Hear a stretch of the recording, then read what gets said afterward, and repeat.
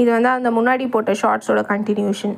So இந்த சாமி வந்துட்டு ஒரு கொஞ்சம் உக்ரமான சாமி தான். கொஞ்சம் உக்ரம் இந்த சென்ஸ் வந்து கொஞ்சம் போல்ட் அண்ட் ஃபெரோஷியஸான ஒரு சாமி. ஒரு தான் கண்ட்ரோலில் எல்லாத்தையும் வச்சுக்கிற ஒரு சாமி தான் இவங்க.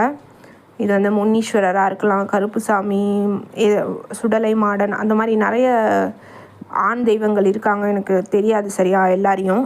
ஸோ அந்த மாதிரி ஏதோ ஒரு சாமி இவங்க. அதே மாதிரி இங்கே வந்து ஒரு பெண் சாமி இருக்காங்க கத்தி வச்சுக்கிட்டு.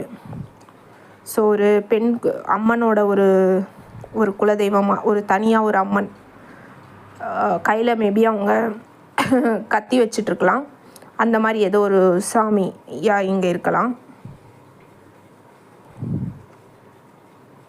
எஸ், இந்த ஆஃபரிங் நீங்கள் பண்ணிங்கன்னா உங்களுக்கு வந்து அந்த காணிக்கைகள் அந்த ஒரு வேண்டுதல்கள் பண்ணிங்கன்னா, வேண்டிட்டு ஏதாவது ஒரு விஷயத்த செஞ்சிங்கன்னா இங்கே வந்து உங்களுக்கு நல்ல ஒரு பாசிட்டிவான விஷயங்கள் நடக்கும் லைஃப்பில்.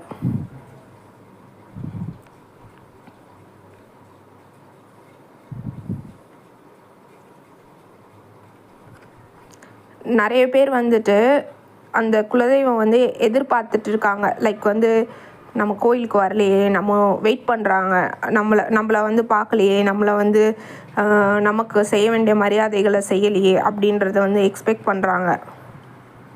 ஸோ இந்த வழிபாடை செஞ்சிங்கன்னா கண்டிப்பாக உங்களுக்கு வந்து வீல் ஆஃப் ஃபார்ச்சூன்ன்றது என்னது? ஃபார்ச்சூன் வந்து உங்கள் ஃபேவருக்கு வருது. நினச்ச காரியங்கள் ஏதோ நடக்க இருக்குது. இங்கே மேலே பாருங்கள், எதுவுமே உங்கள் ஃபேவரில் இல்லை, எதுவுமே உங்களுக்கு ஏற்ற மாதிரி போகல. எந்த வழியில் கை வச்சாலும் போராட்டம், கஷ்டம், டிப்ரெஷன், அவமானம், தனிமை. சில பேருக்கு லவ் பிரேக்கப், சில பேருக்கு மேரேஜ் பிரேக்கப் ஆகிருக்கலாம், சில பேருக்கு டிவோர்ஸ் ஆகிருக்கலாம், சில பேர் வந்து வேறு ஏதாவது ஸ்ட்ரெஸ்ஸு, டிப்ரெஷன், சில பேர் வந்துட்டு பாய் ஃப்ரெண்ட் கேர்ள் ஃப்ரெண்ட் சீட் பண்ணியிருக்கலாம், இல்லை ஹஸ்பண்ட் சீட் பண்ணியிருக்கலாம், இல்லை பொருளாதாரத்தில் எக்கனாமிக்கில் வந்து ரொம்ப ஒரு அடி வாங்கிறது, அந்த மாதிரி ஏதோ ஒரு விஷயம் அங்கே போயிட்டுருக்கு. ஷேரியட். எஸ், நீங்கள் இதை பண்ணுங்கள். ஹோப் வைங்க, இந்த டெஸ்டினி மாறும். ஸோ நிறைய பேர்த்துக்கு வந்து இங்கே குலதெய்வத்தை அப்படியே கண்டுக்காமல் அப்படியே விட்டுருக்கீங்க. யாருன்னு தெரியாமல் சில பேர் விட்டுருக்கீங்க. சில பேர் அந்த பக்கம் எதுக்கு நம்ம ஊருக்கெலாம் போய் இது பண்ணணும் அப்படின்னு விட்டுட்ருக்கீங்க. சில பேர் மறந்தே போயிருக்கீங்க. அதனால தான் உங்களை இந்த மாதிரி ஒரு கஷ்டங்கள் வந்து சுற்றி வருது.